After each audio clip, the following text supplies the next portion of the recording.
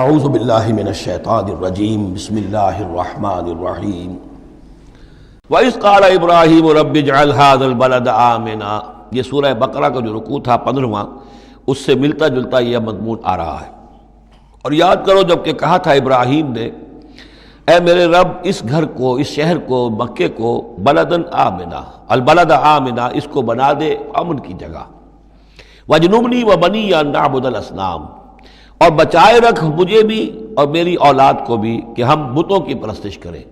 تو دنیا میں سب سے زیادہ جو بھی گمراہی رہی تھی، جیسا کہ میں نے عرض کیا، پری ابراہمک جتنی تاریخ ہمارے سامنے بیان ہوئی ہے حضرت ابراہیم سے پہلے کی، تو گمراہی ایک ہی تھی اور وہ شرک تھا، بت پرستی تھی۔ قوم نوح کی بھی وہی تھی، قوم ہود کی، قوم صالح کی۔ تو حضرت ابراہیم علیہ السلام کے زمانے میں بھی بت پرستی تھی، انہوں نے بتوں کو توڑا ہے، بہت بڑا بت خانہ تھا۔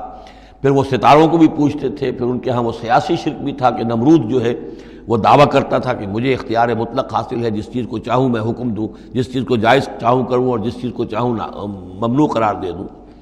تو اس میں فرمایا وَإِذْ قَالَ إِبْرَاهِيمُ رَبِّ اجْعَلْ هَذَا الْبَلَدَ آمِنًا، اے رب ہمارے، اے رب میرے، اس شہر کو تو ایک امن والا گھر شہر بنا دے، وَجْنُبْنِي وَبَنِيَّ، اور مجھے اور میری نسل کو، جس کو میں یہاں آباد کر رہا ہوں، اس سے بچائے رکھ کہ ہم بتوں کی پرستش کریں۔ رب انہن اضللن کثیرا من الناس، پروردگار ان بتوں نے پہلے بھی بہت سے لوگوں کو، انسانوں کی عظیم اکثریت کو گمراہ کیا ہے۔ فمن تبعنی فانہ منی، تو جو کوئی میری پیروی کرے، میں نے شرک سے اجتناب کیا، میں نے تمام ہر نوع کے شرک سے میں نے اپنے آپ کو پاک کر لیا ہے۔ اب جو لوگ اسی طرح میرے راستے پر چلیں، اسی طرح شرک سے دور رہیں، توحید کے راستے پر گامزن رہیں، تو وہ تو میرے ہیں ہی، مجھ میں سے ہیں، ان کے ساتھ تو تیرا وہ وعدہ جو ہے وہ پورا ہوگا۔ لیکن وَمَنْ عَصَانِی، جو میری نافرمانی کرے، غلط راستے پر چلے، فَإِنَّكَ غَفُورٌ رَحِيمٌ، تو غفور الرحیم ہے۔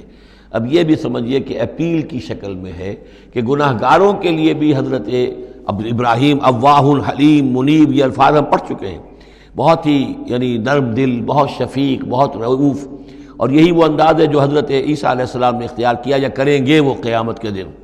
ان تعذبہم فانہم عبادک وان تغفر لہم فانک علی کل شیء قدیر، اگر تو انہیں عذاب دے تو تیرے بندے ہیں، جس طرح چاہے عذاب دے، تیرا اختیار مطلق ہے، لیکن اگر تو معاف کر دے تو بہرحال تیرے اس اختیار کے اوپر بھی کوئی شخص نہیں ہے کہ جو اعتراض کر سکے، تجھے ہر شے کی قدرت اور اختیار حاصل ہے۔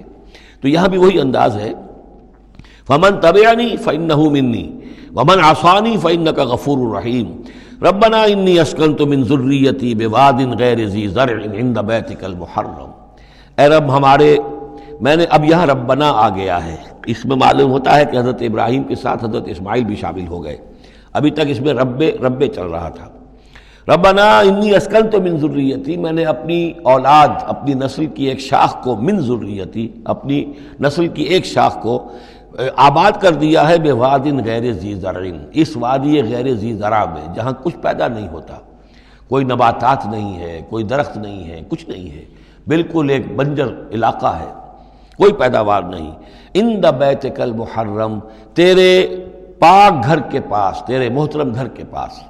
جیسا کہ میں نے پہلے بھی عرض کیا تھا، بات صحیح یہی معلوم ہوتی ہے کہ یہ حضرت آدم علیہ السلام کا بنایا ہوا گھر ہے، البتہ یہ کہ امتداد زمانہ سے یہ گر چکا تھا اور کچھ سیلاب کی وجہ سے ساری بہہ گئی تھی اس کی دیواریں، صرف یہ کہ کہیں اس کی جو بنیادیں تھیں وہ باقی تھیں، جن کی تعمیر کی ہے حضرت ابراہیم اور حضرت اسماعیل نے۔ وَإِذْ يَرْفَعُ إِبْرَاهِيمُ الْقَوَاعِدَ مِنَ الْبَيْتِ وَإِسْمَاعِيلُ رَبَّنَا تَقَبَّلْ مِنَّا إِنَّكَ أَنْتَ السَّمِيعُ الْعَلِيمُ، تو تیرے اس محرم اور محترم گھر کے پاس میں نے لا کر اپنی نسل کی ایک شاخ کو آباد کر دیا ہے، بنا لے یقیم الصلاۃ، اس لیے کیا ہے تاکہ یہ نماز قائم کریں۔ فَاجْعَلْ أَفْئِدَةً مِّنَ النَّاسِ تَهْوِي إِلَيْهِمْ، تو اے اللہ اب لوگوں کے دلوں کو ان کی طرف مائل کر دے، لوگوں کے دلوں میں ان کی محبت پیدا ہو جائے، لوگ آئیں ان کے پاس اور ان کے کوئی ہدیے پیش کریں اور ان کے ذریعے سے ان کو جو ہے رزق کا بندوبست پیش ہو جائے۔ فَاجْعَلْ أَفْئِدَةً مِّنَ النَّاسِ تَهْوِي إِلَيْهِمْ، تو اب کر دے لوگوں کے دلوں کو کہ وہ مائل ہو جائیں ان کی طرف۔ وَارْزُقْهُم مِّنَ الثَّمَرَاتِ، اور ان کو رزق ہم پہنچا میووں کا، لَعَلَّهُمْ يَشْكُرُونَ، تاکہ وہ شکر کر سکیں۔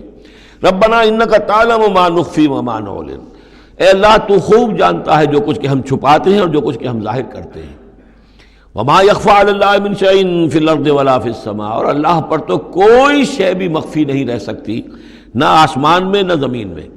الحمدللہ الذی وہب لی علی الکبر اسماعیل و اسحاق، کل شکر کل ثنا اس اللہ کے لیے ہے جس نے مجھے عطا فرمائے اس بڑھاپے کے علی الرغم، اتنی بڑی عمر میں 87 برس کی عمر میں حضرت اسماعیل کی ولادت ہوئی ہے۔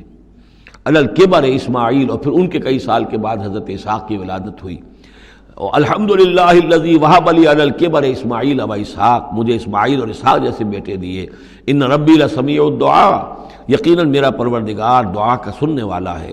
رب اجعلنی مقیم الصلاۃ، پروردگار مجھے بھی قائم کر دے نماز کے اوپر، مجھے بنا دے نماز کا قائم کرنے والا، یعنی مجھے توفیق دے کہ نماز کا پوری طور سے قائم رکھوں۔ ومن ذریتی، اور میری نسل میں سے بھی، میری اولاد میں سے بھی جو نماز کے قائم کرنے والے ہوں۔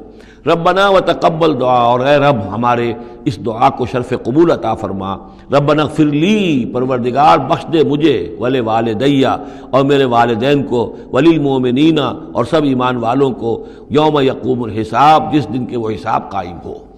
صدق اللہ العظیم۔